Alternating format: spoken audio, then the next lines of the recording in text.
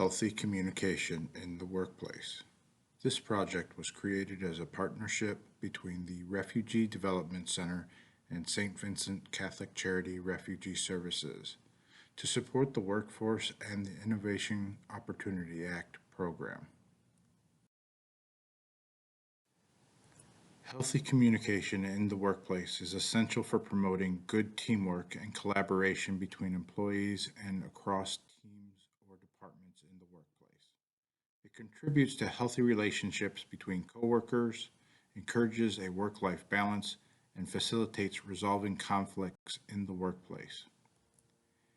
Good communication in the workplace helps to prevent mistakes from being made, allows for the resolution or avoidance of disagreements, increases efficiency, and reduces cost, and it promotes good morale in the workplace.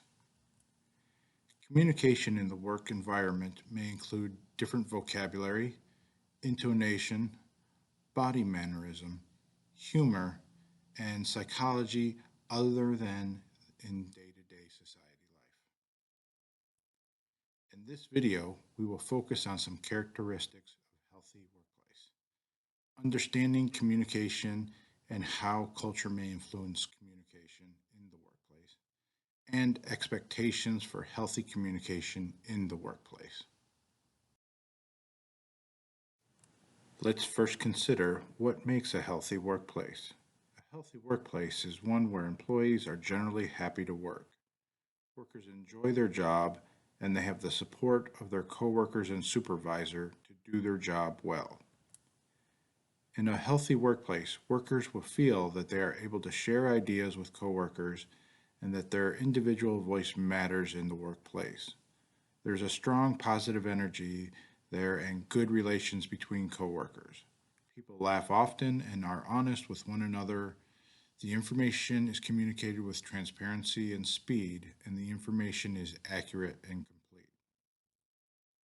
When you work in a healthy work environment, you feel that you are respected and that your voice matters in the workplace. It is easy to communicate with your supervisor and coworkers, and you can clearly understand what your role in the workplace is.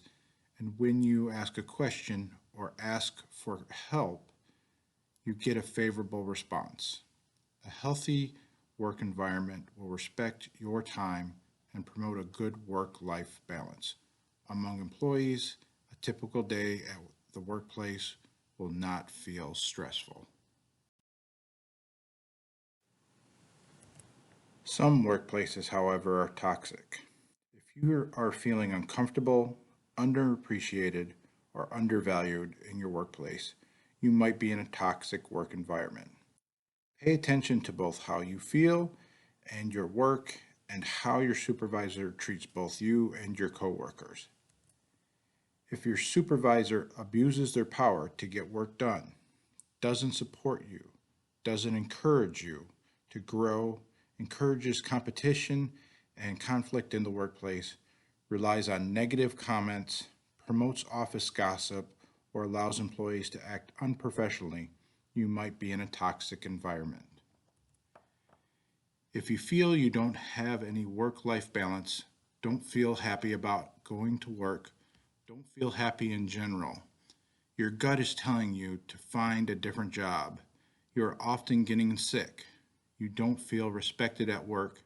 Your family and friends notice a negative change in you. You might want to consider if your workplace is contributing to these feelings and look for a new job. One of the key elements of being in a healthy workplace is communication. Communication can be written, verbal, or even nonverbal. It can also be formal or informal. Written communication refers to text-based communication. This includes emails, text messages, chats, instructional manuals, signs, and newsletters. These messages may go to a single recipient or distributed throughout the entire workplace or even beyond. Some examples of formal written communication include written warnings, employee handbooks, employee policies, documents distributed outside of the agency, Informal written communication may be in the form of text or instant messages. Keep in mind, anything you put in writing is not easily erased. Verbal communication refers to spoken communication. This includes phone videos and face-to-face communication. Formal verbal communication can be in the form of verbal warnings or employment trainings. Informal verbal communication may take place in the break room.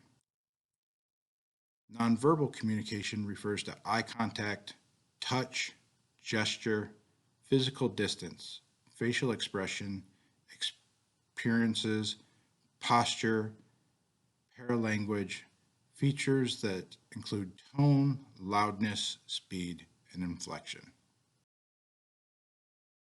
Communication has three components. You have the person who created it, the message itself, and the recipient. All three of these contribute to whether or not the information or feelings are conveyed as intended. The creator's role is to create and convey the message.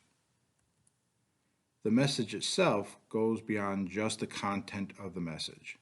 Noise and interference can also affect the delivery of the message. Noise can refer to the background noise in the workplace, the thoughts in the listener's head, or noise from other conversations. Interference could refer to things like a sound, a text message, or a coworker interrupting the conversation. The receiver's role is to listen and read the message. Nonverbal communication touch all three of these. Experts report that 70 to 90% of communication is nonverbal. That is, before you even open your mouth, you have already started communicating. Nonverbal communication includes things like eye contact, touch, gestures, physical distance, facial expressions, appearance, posture, time, and paralanguage. These are all things that vary greatly across different cultures. So let's look at each one in a little more detail.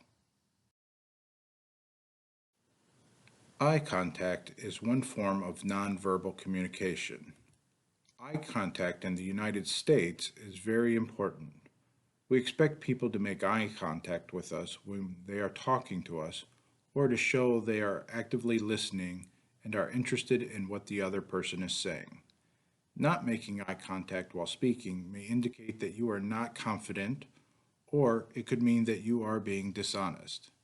Not making eye contact when someone else is speaking is an indication you are not paying attention or you do not care about what is being said. Touch is another form of communication. A handshake is accepted as an appropriate form of touch in the workplace. A firm handshake is preferred. It should not be too soft, nor should it hurt the hand of the person you are shaking.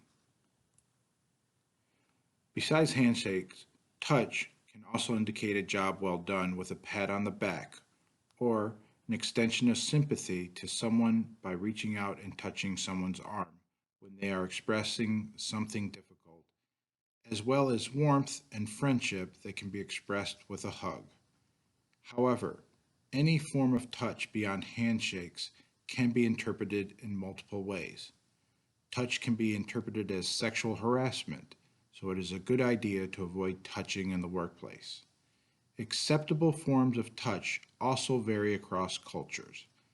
If you are uncomfortable with being touched, don't hesitate to let the other person know their touch makes you uncomfortable. If they do not respect your wishes not to be touched, you can report it to your supervisor or human resources. Be mindful that your touch could also be causing discomfort in others. It never hurts to ask for permission before touching a coworker. Gestures are hand movements that complement what is being said or convey meaning themselves. In the US, we absolutely avoid pointing with our middle finger. This is considered a bad insult, and you can make someone angry by using this gesture. Of course, in many other cultures, this is just the finger that you used to point to something casually. Other common gestures in the US include pointing at others. Thumbs up is a gesture indicating something is good, and thumbs down is a gesture indicating something that is negative. Gestures can mean different things in different cultures. If you see a gesture you find offensive, check in with an American friend or supervisor about the meaning of the gesture. It may not mean what you think it does. Physical distance is also something to take into consideration in the US. People like to have their personal space. We do not like people to be too close to us. For instance, you are in an uncrowded break room. Sitting right next to a stranger would be considered rude. When talking to someone, you may notice they take a step away from you. This can be an indicator that you are standing too close to someone. This can feel threatening or uncomfortable. Alternatively, you may find someone keeps taking a step closer to you when you are talking. This could indicate that they feel you are not standing close enough. Try to keep about 1 meter of distance between yourself and the others in the workplace. Facial expressions are used to communicate emotions. Facial expressions express being happy, sad, fear, disgust, pain, confusion, boredom, surprise, shame, anger, frustration, and embarrassment. However, we should not assume everyone expresses the same emotional responses to things. For example, in Japan, when someone dies, it is not uncommon to smile and laugh. This is a way to make another person feeling uncomfortable as they might be if they were crying. It doesn't, however, mean that a person does not feel sad. Your posture also can express a variety of different things. It determines how approachable you seem. Standing with an open posture may encourage people to talk to you. It also expresses confidence. If you stand with a closed posture, people may keep their distance. Postures can also express defensiveness when arms are crossed in front, defeat when slouching down and shoulders inward, and interest when leaning in. Your appearance also communicates something about you. Coming to work with a freshly washed, unwrinkled clothes that are appropriate for the workplace, showered, hair styled neatly, teeth brushed, and makeup, if used, applied lightly. When you take care of your appearance before coming to the workplace, you communicate that you are ready to work and you want to do your best. Coming to the workplace with a strong odor, disheveled clothing, inappropriate clothing, you communicate that you do not care about your appearance. Not caring about your appearance may make the employer think that you're not serious about your job or that you don't care about doing a good job. Appearance is one of the first things another person will notice about you, and it contributes to their first impression. You should also note that in the United States, dressing informally is considered a sign of disrespect or a lack of seriousness.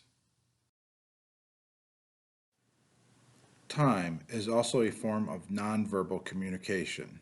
Arriving early, just on time, and late all convey different things about how you feel about work.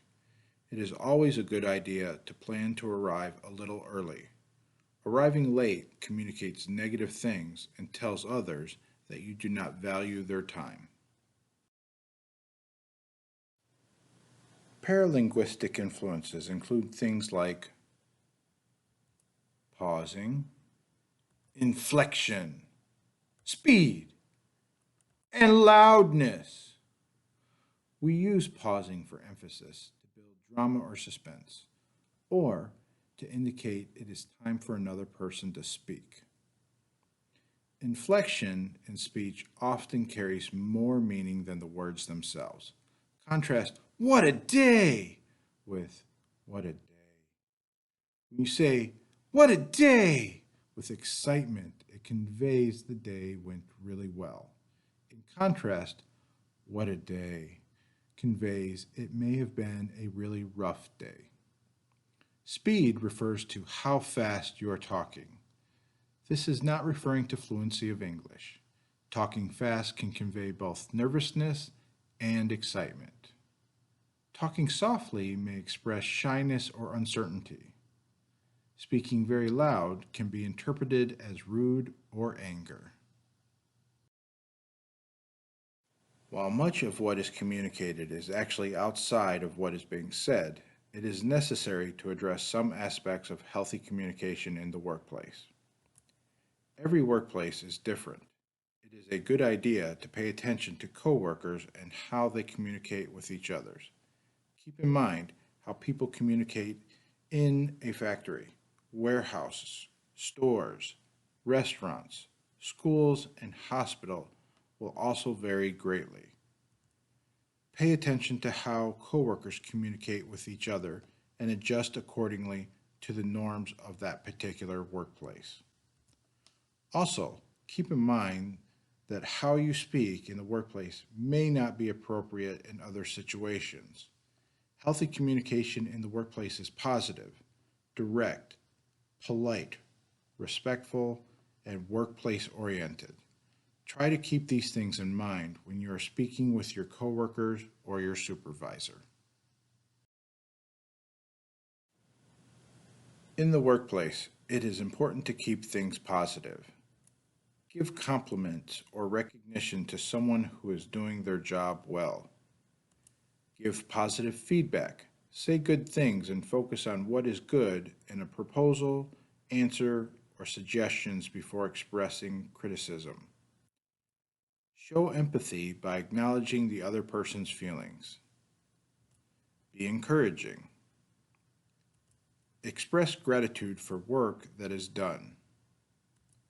Avoid saying purely negative feedback about coworkers and the work that is produced or completed by your coworkers. If you have something negative to say about your coworkers' work, then make sure you are giving constructive criticism. Don't just tell someone that it is wrong. Explain what is wrong and how to improve. Do this in a helpful manner and don't only say negative things about their work.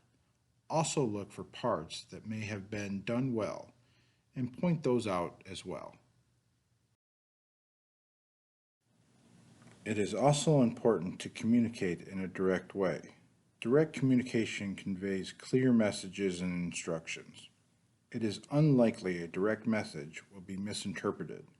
For example, say that you are really busy with work and a coworker asks you to help with something. You know you don't have time to help because you have to complete an important project. You could respond to your coworker by simply saying, "Sorry, I can't help you. I'm very busy with a project and do not have time to help." This message is very clear. If you were to respond in a less clear way, "I'm a little busy right now, and I'm not sure if I will have time to help or not. Maybe you can try to ask Bob if he can help you right now." In this way, the person has not expressed clearly that they are too busy to help. They just say they are too busy right now. In the US, direct communication is not considered rude, and indirect communication can be misinterpreted. Being polite in your interactions. Both politeness and kindness go a long way in creating a healthy work environment. Use polite words in your everyday interactions. Start the day by greeting coworkers with a smile and "Good morning." Other polite words include "Yes, please," No, thank you. Sorry. You're welcome. May I? Excuse me. You can also say, bless you, when someone sneezes. Use good table manners when you are eating. Chew with your mouth closed. Don't talk with food in your mouth. And keep your elbows off the table. Be early when possible. Avoid using profane language in the workplace. Clean up after yourself. Do small gestures of kindness for your coworkers. Hold the door open. Offer to grab a coffee refill from the break room if you're going. And show appreciation if a person brings in baked goods or other foods to share in the office. Show respect to your coworkers. Showing respect can be done through active listening, inclusion of everyone in meetings and celebrations, being mindful of others' time, and recognizing the strength and accomplishments of others. Respect also extends to the diversity of people you will encounter in the workplace. Discrimination and harassment based on gender, religion, sexual orientation, race, social class, national origin, age, and disability is unacceptable. Do not make jokes about these topics. These jokes are disrespectful.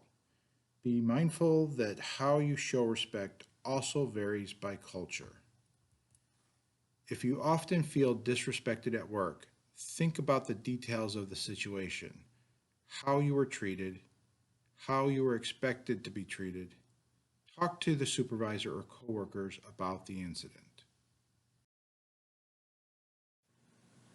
Finally, keep communication in the workplace oriented to what is happening in the workplace that is directly related to work. Do not spend time gossiping about coworkers or feeding the rumor mill. Don't talk about your coworkers behind their back. Don't say negative things about coworkers. If a coworker tells you something, keep it private and do not tell other people in the workplace. If you overhear a coworker say something about another employee or their personal life, do not share it with other people in the workplace. In addition to keeping the content of what you're saying respectful, workplace focused, polite, direct, and positive, you may also want to be sure your message is delivered to the intended recipient. As a non native speaker, you may also want to consider your English isn't perfect. You will probably make mistakes. You are learning. Mistakes are okay.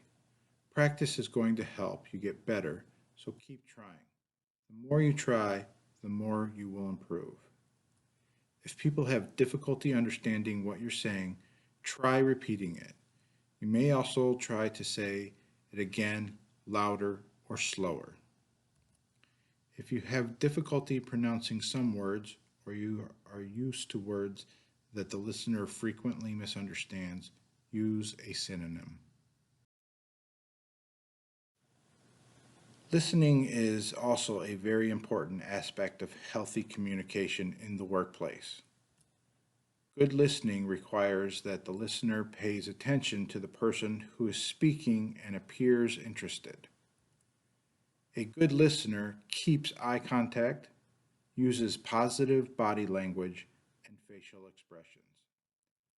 A good listener shows they are interested by smiling and nodding as appropriate or giving vocal responses.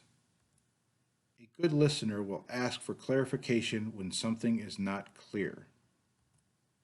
Good listeners pay attention to the words that are said, summarize or paraphrase what is said frequently, check to make sure they understand correctly, and give feedback to the speaker. A good listener is patient and gives the speaker enough time to put together the message to communicate and allow the speaker to fully finish saying what they are trying to say. When you are listening, there is a chance you do not understand what the speaker said. It is okay to ask for them to repeat or clarify. Some useful phrases include, "I'm sorry, I didn't understand what you said. Can you say it again?" Slower, using different words. "I don't know the word. Can you tell me what it means?" There are also times when you didn't hear exactly what was said because there was some distraction. Maybe there is some background noise or some other kind of interruption, and you just want the speaker to repeat what they said. You can simply ask, "Can you say that again? I didn't quite catch that." When you are a poor listener, you will miss a lot of important information. Some characteristics of poor listening include interrupting the speaker when they are talking, daydreaming while the speaker is talking, staring off into the distance and not focusing on the speaker, not making eye contact, jumping to conclusions, not checking to be sure you understood correctly, not giving a response, changing the subject, not giving feedback, not asking questions, talking too much, being otherwise preoccupied or fidgety. One of the ways to improve listening in the workplace is to practice active listening. It is a skill that you can develop over time if you are mindful of the following components. Active listening means that you pay attention to the speaker. Give the speaker your undivided attention. Look at the speaker directly. Free your mind of distractions and don't automatically start to prepare your response.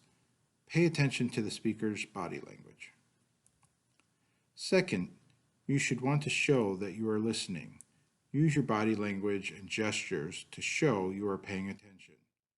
You can do this by nodding occasionally, smiling, or using appropriate facial expressions. Having an open body posture that shows you are willing to listen and encourage the speaker to keep talking with short utterances like, uh-huh. Finally, you want to provide feedback on what was said. This can include paraphrasing and making sure you understood what was said. This lets the speaker know you heard what they said and were paying attention. Ask questions to clarify what was said and check for your understanding. You can also summarize the speaker's comments. Thank you for watching. For additional information, please see our other videos.